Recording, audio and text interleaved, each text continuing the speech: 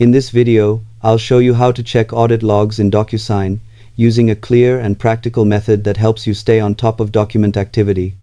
After logging in, head to the admin section where you'll find options related to account settings and reporting. From there, locate audit logs, which provide a detailed history of actions like document access, signatures, and changes made within your account. This feature is especially useful for tracking activity and maintaining compliance, but keep in mind that access to audit logs may depend on your account permissions or subscription level. It's a good practice to review these logs regularly to spot unusual activity or errors early. While Docusign offers strong tracking tools, users should still verify important details independently when needed.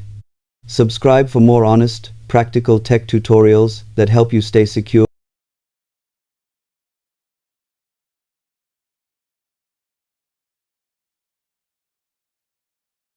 and efficient.